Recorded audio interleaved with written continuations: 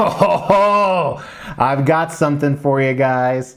It is big, it is blackish blue, and it is shiny.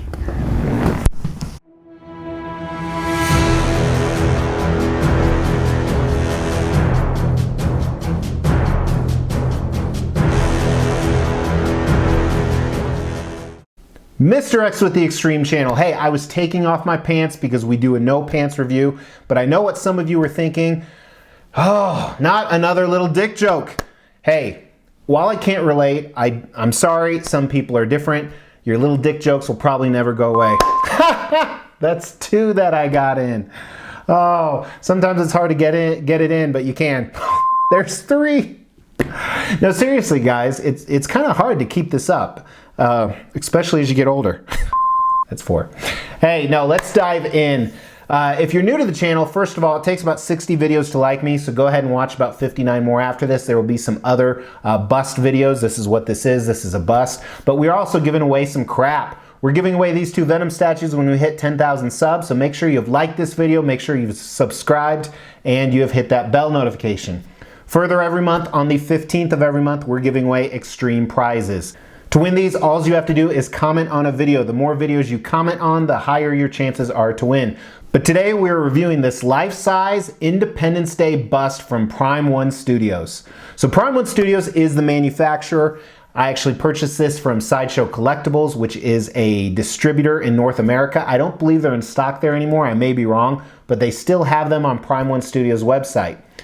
They made tree fitties and they retailed for $700. So that's $350 to you laymen. They made $350 and they retailed for $700. And I don't understand a lot of the availability of this guy, which we're going to talk about when we get to value. And I purchased him a while back because I have an entire wall of movie busts. Most of them are villains, and this is not an exception. This was the villain from Independence Day. You remember Independence Day? It had a fantasy by about 50% of Americans in it. This scene right here.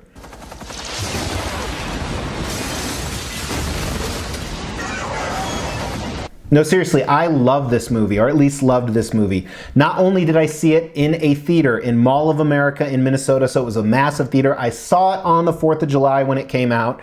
It starred Will Smith, who I think is a phenomenal actor, and at this time, if you remember, he was just the Fresh Prince, so this was really like his first break into stardom.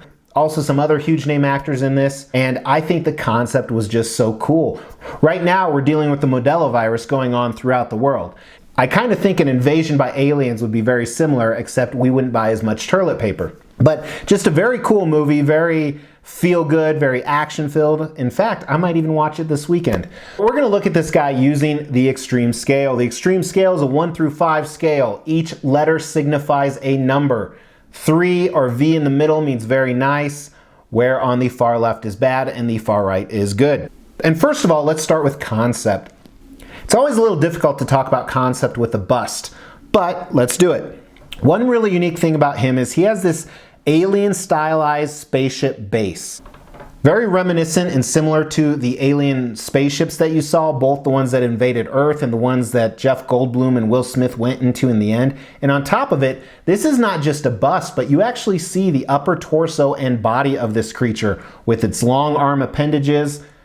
And as you move up, you see his torso, you see the arms, you see the portrait on the top, and very, very cool. It really represents the body well. Having just the head alone, I think, would have been really boring. So if they were going to do a bust for this character, I think this was a really good way to go. Because ironically, there's not a lot of Independence Day pieces out there. Prime One Studios actually teased these two pieces right here. I believe these were 1/4 scale. They retailed for around $1,000, but for whatever reason, they were canceled. Which is sad because I would have bought at least one of them. So I like a lot of the things that they did. There's some things I believe that are inaccurate on here we're going to talk about in design, but I think overall concept is a W. It's a 4 out of 5. It's perfect. It's the alien from Independence Day when he has his biomechanical suit off.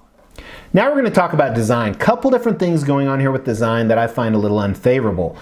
However, I want to talk about the things that I like. I like the fact that the base has some other ties to the movie. That's really cool. I like the fact they didn't put the name of the movie on that. I absolutely hate that. I like the fact that the base on the front and back, you're going to see close-ups during the paint and sculpt. It still shows the entire alien body. A lot of times when you have a bust, the back is not the actual part of that character. So that was smart. However, to a few of the problems, this came in a number of pieces. Usually busts are one piece. The head actually comes off. It's two different pieces. I don't want to take it off right now. The arms come off as well, and there are slight seam lines, nothing really noticeable. The other big issue I have with design is I don't think this is properly scaled as a life-size bust. While it was hard to tell, they certainly looked larger in the movie. I could be completely wrong on this, but there's no way to verify yes or no, but to me, it just looks too small. That's what she said. One of the things we didn't talk about concept is the accuracy to the movie. And this is, again, another hard thing to tell along with the scale of it, because you didn't really get a great clear shot of the aliens. But from what I can tell, it is very movie accurate. So I think they hit that, and that may be a little more conceptual, but we'll throw that into design. So with those pros and cons, I think the design is right in the middle. It's very nice. There's some things that I wish could have been done differently, but there are some things that are very cool. And as we dive into paint and sculpt and value after that, you're going to find out why I'm just shocked this is still available. So let's start at the bottom. Look at the base. Like I said, it's very, very cool. There's a lot of intricate, detailed stuff going on here, making you think of an alien craft. Not only some of the shapes, but some of the circuitry in there. It is mostly a few different solid of these darker colors, and that's fine. It's not great, it's not horrible, so the paint's very average. I don't really know how I would change it up, and you're not really looking at the base too much, but I do like how they made it look like the spaceships. So first thing I want to talk about on him is this texture on the skin and the paint. Very, very interesting. There are greens and blues and reds and pinks and flesh tones, and not only that, but it has this awesome moist glistening effect all over, and I think it looks phenomenal. I think it looks really good, and maybe that's what turns a lot of people off, why this is so readily available, but I think it really makes the statue pop. If you remember, they were really slimy in the movie. Check out this scene right here where he comes out.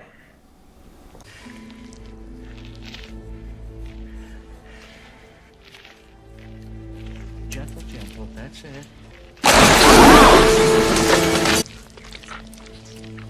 Look at it. And it's everywhere. It's equally distributed across the whole thing, so that is very cool. Let's look at some of the sculpt on this, the musculature. First, his arms. Has great muscle tone to the arms, very human-like on the biceps and triceps, until you get down to his appendages or his, claws or hands, I don't know what you'd call these, but he has two fingers essentially, or two digits with hooks on them, and that looks awesome.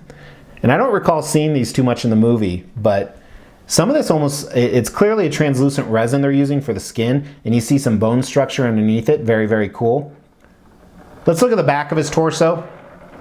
Again, great musculature here. And you see a lot more colors on the back as well. And I also noticed the lighting really affects this guy as far as that colorization. The front of his torso is really cool. He's got this weird, strange looking circle that almost looks like it's a mouth that would open up and eat you, and some eyes on the side of it. I think it really adds to the piece. And this is where the scale looks really off because his waist is so tiny. I mean, I could wrap my arms around it or my hands around it. And as you move up, you see a lot of the striations you normally see with the neck. Let's look at the bottom of his dome here. This is really weird. And when you're looking at just this, it seems strange and I don't like it, but thankfully you never ever actually look at this part of the statue. However, let's look at the top of the dome head here. Here you have a lot of different things going on. You have a couple different layers and almost looks like a spine coming out of the back. Some elements of a human skull almost, and then the flaps on the side and tons of different color variation. I like this a lot. Really makes the statue pop. This detail is crazy. Take a look at his portrait. So they have no mouths. They talked about that in the movie. And the eyes are glossed over with this silver paint. I'm not sure if I like it. I think it's the one thing on the paint I'm not a huge fan of. But the rest of it is fantastic. So much detail in this sculpt. It is just wicked. They knocked it out of the park. And I'm going to rate paint and sculpt the same on this because I think they're both phenomenal. I think they're both a 4 out of 5. I think it's awesome. They did a fantastic job. It really makes this piece pop. Now I want to talk about value. This guy, they only made 350 of them. The retail price is $700, which is fairly cheap for a bust. Nowadays, busts go anywhere from $1,000 all the way up to $2,500. And not only that, but Prime One, they do a twice-a-year sale. Usually it's in the winter, January, and then usually again in May. I don't know if the Kuchikana virus will affect that at all, but this guy usually sells for 30% off at that time. So that is a no-brainer to me. I think value overall is also a 4 on this piece. And while I have that rail status up, I think I'm going to throw the overall score of this statue into rail as well.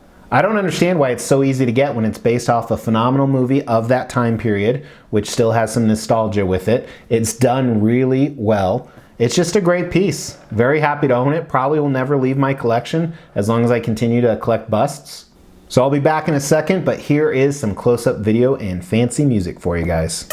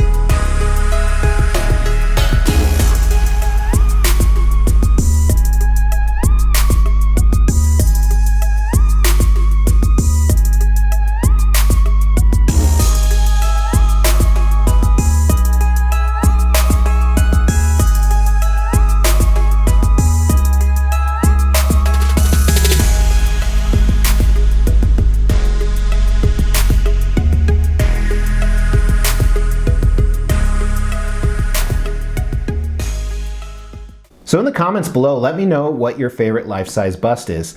I have Queen Studios Thanos actually in transit right now, so that should be here very soon and you'll see a review of that. In fact, you may have already. I don't know when this is going to air. But in the meantime, if you want to see some other busts, check out some of these videos and make sure you've subscribed. Go ahead and hit that extreme emblem and I will talk to you guys tomorrow. Take care.